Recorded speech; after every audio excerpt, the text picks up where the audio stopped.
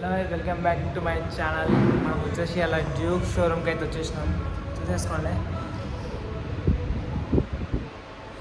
So ఇవాళ మనం అయితే ఒక వెహికల్ అయితే తీసుకోబోతున్నాం. డ్యూక్ 200 అయితే తీసుకోబోతున్నాం. దాని ప్రైస్ అవన్నీ చూపిస్తాం, ఒక్క నిమిషం ఆగన్నట్లే.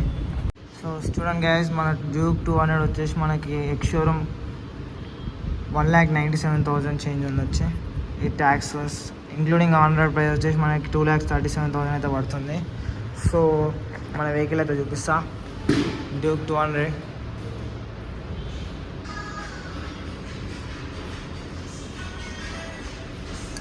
సో గైస్ చెప్పండి ఎట్లుంది బండి.